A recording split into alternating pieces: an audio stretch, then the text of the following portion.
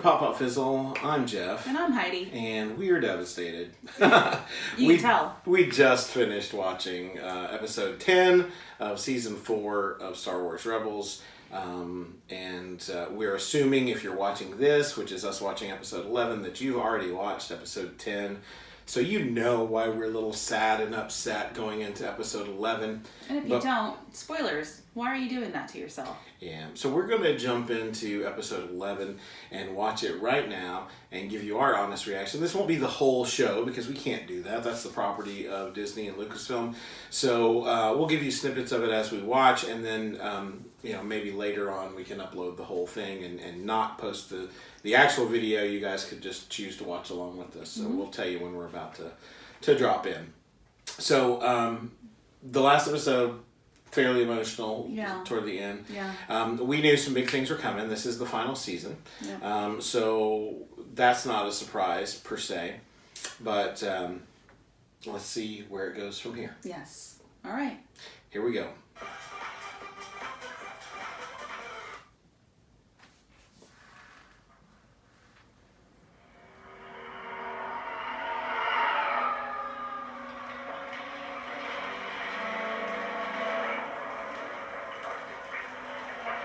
I'm fearing government prices, we have to answer for that fuel.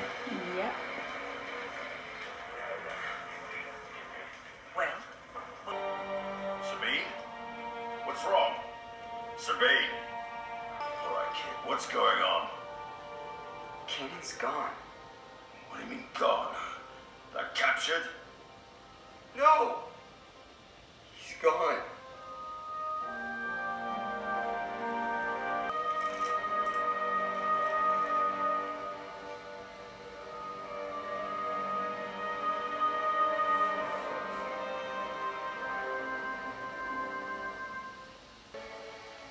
We have to contact Rebel Command. We need reinforcements. Well, as far as Yavin is concerned, this fight is over. Mon Mothma won't commit more forces to Lothal. Not after this. General Syndulla. Hera. What do you think?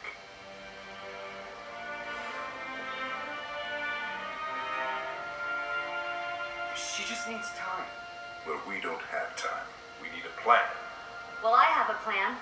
The Empire's gonna have a parade? Good. I'm gonna go add some fireworks to their celebration.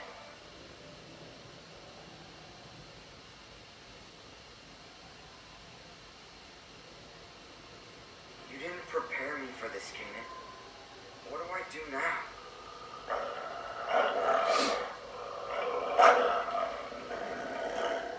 I guess you know about Kanan too, then? Whoa! What's wrong? There's nothing I can do!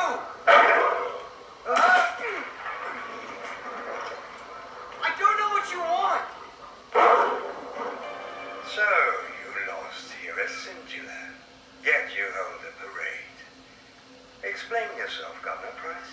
A celebration of our victory over the rebels, Grand Admiral. As for General Syndulla, I have something better. It's true then. But the Jedi's death came at a cost. Did it not?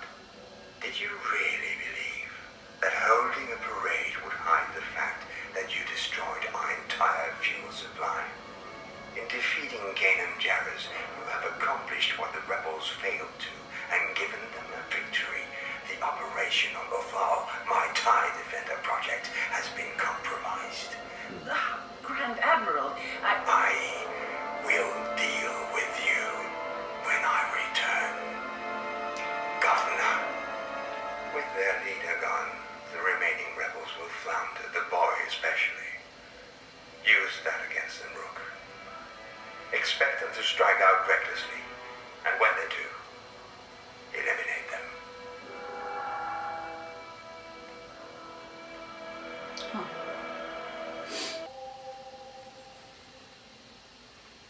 why did I wait so long to tell him?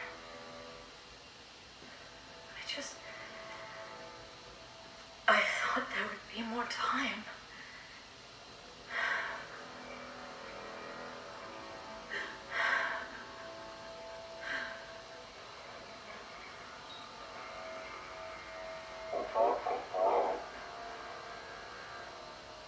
You don't understand. If I had listened to Kanan, he would be alive. He said starting a war was a mistake, and he was right. He was right, and now he's gone. And it's my fault. I was the one who was blind. I lived on this planet my whole life, and I can still get lost. I have no idea which way to go. Lothrat, Lothcat, Lothwolf, run. Pick a path, and all is done. No. Lothrat, Lothcat, Lothwolf, run. Pick a path, and all is done. Who are you?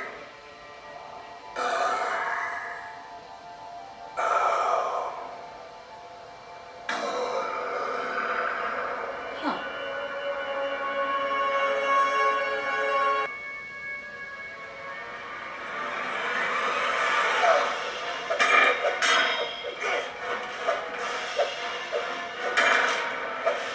Moves in. Okay.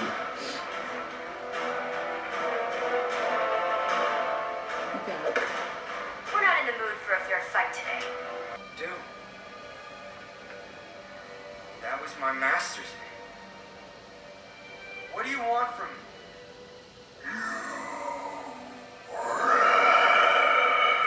Yeah, the wolves were chasing me. Why? I didn't mean to run. I feel lost without my master. He was wise and brave. He cared. He was there for me when no one else was. There was so much more I needed to learn from him.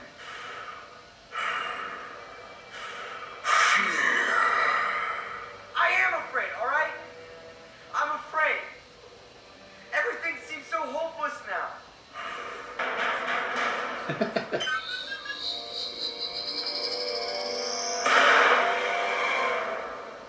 Well, Can you see him now? Oh, yeah.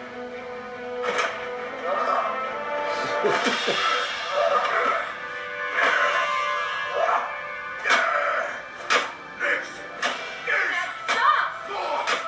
Kanan! Zeb! Zeb! Stop! I thought you wanted to get even. I do, but this isn't how we do it. For Kanan, so he'll always be remembered as a part of my family. You know, Chop, despite all his misgivings about the rebellion, he always believed we could change things. That's what I'll miss the most. That when none of us could find the answer, Kanan could. And always in the most unexpected way. Then we have a chance. Excuse me. We can still beat them. And I know what our first mission is. The Jedi Temple is in danger. And we're the only ones who can do anything about it.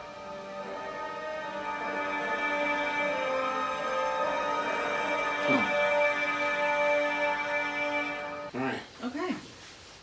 Well, I'm very, very curious about what those hand symbols mean. Stop, sideways, punch. Maybe it's like a Kick, new- punch. It's all in the mind. Yeah, one of those. Yeah. Or not. Probably not. Probably not. Well, I'll start off by saying I really like that this is, despite the last one ending on a real downer, this is pretty optimistic. Everyone seems to have kind of regrouped and figure out where their center is and where they need to be kind of looking forward instead of backwards. And so it's I'm excited for the next set of episodes that are going to come out. Yeah, and since they're dropping them 2 at a time, I think that works really well because we did get some closure here from the last episode instead of having to wait a week Oof. and sit with that until we got Yeah. that closure. Yeah, I thought this was, on the whole, more optimistic. Lots of questions, lots more questions than answers, really. If I were Governor Price, I would be shaking in my boots Oh for yeah, sure. totally. Yeah, I don't think she's long for very much either. Probably actually. not. 'Cause we don't really see her later on either. I did really like hearing in the last episode and this one, sort of the notion of Krennic, so we know how sort of the timelines are coming together a little bit, that the Death Star is being worked on while this TIE Defender is being worked on. We've kind of known that anyway, and they've name dropped some people before, but to kind of see that it's all kind of lining up, all converging, which we kind of felt that was going to be the case. I mean, we felt like this series was going to end right before or right around the time that Rogue One takes place, and I'm excited about that because I feel like I want to see how it transitions in. Because in Rogue One, spoilers if you haven't seen it, we do get to see the Ghost, and we do get to see Chopper. We get to hear Hera mentioned. Yeah, General Syndulla mentioned over the loudspeaker. So right, so there are definitely some references that we know line up around there. So it'll be nice if they give us that. I personally hope that they give us that whole battle, but from the Ghost perspective. I don't know that so we get awesome. How many episodes are left in this series? 4, 6, I don't know. 4 sounds scary, 6 sounds better, but it's we just can't know that. I mean, that's a lot to put into a 22-minute episode. If they can do it, man, that would be awesome. But, we don't have those spoilers, so we're just going to have to figure out what's happening as it happens next. And if we don't get it from that perspective, we can always just fanfic it. I think one thing that this show has done well, I can't talk, but the show does a great job of showing the growth of these characters. Because not only now the easy one to talk about is Ezra, because Ezra was kind of a bratty street rat kid when they first pick him up in the first episode of season 1, but he's become a character that, in spite of getting things wrong and making some poor choices now and then, he's become a character that the rest of the team and we as viewers know that we can count on. To try to do what's right and to step in when other people might not be willing to step in. Is something he learned from his master, but also something he's learned from this family that he's built, that's been built around him. We've gotten to know Hera not just as a hotshot pilot, but as a commander, a general who's capable of making smart battle decisions and strategies, and become a real boon to this growing rebellion that we're seeing form up around them. Absolutely. The character of Zeb starts out as kind of a one-dimensional, grumpy, fighting whatever, and not that he's probably had the least amount of growth out of all the characters, except maybe Chopper. Chopper's just Chopper, and I'm fine with that. I love Chopper. But I mean, Zeb, even we've gotten a little bit of backstory. We've gotten sort of the episodes that have been a little bit more focused on him, where we've seen sort of what his his backstory, but also what kind of drives him, what motivates him, and we see that in spite of how grumpy he is, that he thinks of these people as his family. In spite of the hard time he gives Ezra constantly, it's like his little brother, right? And so you got to see that in his response to finding out about Kanan. Certainly Sabine through last season. Definitely. I mean, not that she didn't have growth before that, but certainly last season she got a lot. So really, this show's done such a great job in 4 seasons of, like you said, 22-minute episodes, which it's not long. No. A 22-minute episode, normally, if it's something like a sitcom, you can manage that fairly easily. You can, have jokes and wrap things up in 22 minutes. Trying to tell an ongoing, interconnected story that's not only interconnected within this, but interconnected within the greater Star Wars universe is a huge task. And so, Dave Filoni and all the people that show run this show, oh my goodness, just they've done such an excellent job of building this little family that we've come to care about, and putting them in situations that, even when we're biting our nails and wondering how they're going to make it out of it, it's always a fun thing to watch, but it's always surprising. We're never sort of blowing off characters once we get to know them. And I like how even some of the characters that were in the meeting saying, what do we do next? These are characters that we've seen accumulate over the season. Yeah. So we're seeing familiar faces. We're seeing that the rebellion is not just a bunch of nameless people in a big conference room talking straight. strategy. There are people that have been rescued. There are people that have come over from the Imperial Academy. There are people that have, and so we're seeing kind of how all of that Kind of was manifests, built yeah. together. And so I think for me, when I watch, I'm sorry, I'm talking a lot. I'm excited. I like the show. I like the show too. Whenever we watch Rogue One, Mm-hmm. one of the things that I was struck with in watching that was, it's kind of a big moment when Jyn Erso decides to do what she's doing, and some of those people rally around her and say, "We're going to go with you anyway." Mm-hmm. And then when General Rada shows up and brings back up, sort of when nobody else is willing to, and he's like, "I'm going," and he does it. It shows that this kind of Rebels kind of gives us the seeds that bring that sort of decision making apart. That they've seen things individually. They've seen what the Empire did on their homeworld. They've seen what the Empire did in their community. They've seen, and so it's the choice of one individual that can actually turn the tide of everything. Right, and so for someone like a Mon Mothma who plays things from the political side of things, Right. to her, she's seeing big picture, big scope, whatever, and so that gives her a certain viewpoint. But the people that are on the ground, that are facing the losses of families and friends in that fight daily, they have a different perspective. And so I think it's not that they're not all rebels and that they don't all see the Empire as something to fight. It's just that for Mon Mothma, she, and people like her in the Star Wars universe, they're seeing things from a large perspective, that they have to fight for not just Lothal, but they have to fight for all of these planets everywhere across systems. And Rebels has been very centrally focused on Lothal and the nearby systems. So even though it's played a bigger part of the whole Star Wars universe and franchise, that it's still very personal. These stakes are personal for them. Ezra wants to save Lothal because it's his home. It's where he grew up. Kanan matters to them because he's like the little father to their little family. So he's connected to all of them, even when they even when they disagreed with him, even when they didn't, like the way he approached things or whatever. And so you've built these relationships. You've built this understanding of what the stakes are, and for them it's very personal. So as we roll into kind of toward the end of this thing, and their personal stakes begin to run up alongside the greater picture of the Rebel Alliance and what they're going to face together, that's really exciting. Yeah.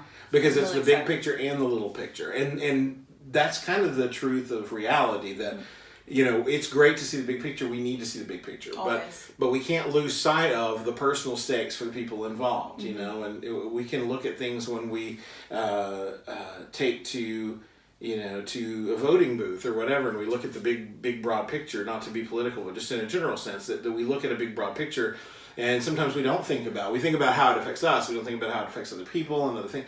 And so here we get to see kind of these characters that we come to know and love, seeing things in a very personal light here toward the end, but also in mind of how it affects the greater picture, and then you've got the bigger picture, seeing what losses they've taken on the home front, and sort of those things coming alongside one another. And I think that's a great way for just canonically for the Rebel Alliance to have been that story, that it's a bunch of these small groups. It's a bunch of small. It would be so awesome to see how other groups kind of came right, and so this is kind of what Rebels has given us over 4 seasons, is this look at a small fraction of the Rebel Alliance and how it came to be, and how it came to be a part of the Rebel Alliance. And if you imagine that all of the people involved are sort of from that same kind of story, that they have all faced losses, they've all had personal struggles, they've all had personal dealings with the Empire that led them to this point of, I would rather die than have things continue to go the way that they're going in the universe, then you can see that the Rebel Alliance, although sort of disparate and from all the ragtag, that they all have this sort of same heart about them, that you know what, we've seen what they're capable of, and we're not going to stand for it anymore. And so no matter what the cost, we're in. Yeah. So I love Star Wars Rebels. We can't tell. We've enjoyed all 4 seasons. So we hope you're enjoying this final season. We've only got a few episodes left until the end. We'll be back to watch those episodes as they air, and we'll let you know our thoughts of those. Probably not as verbose as I was tonight, but this is our first set of Star Wars Rebels reactions, so we kind of wanted to give you more of our thoughts of the whole series. So if you like this video, please be sure and hit that thumbs up button. Subscribe to our channel. That really helps us out. We're a small channel, but we're growing, and so word of mouth is hugely important. Let your friends know that you enjoy the channel. Send them a link. Do something like that. It really helps us out. And if you are subscribed and you want to know the next time we drop a video, click that little bell icon. That'll notify you the next time we have a video. All right. Until next time, Thanks, everyone. may the force be with you.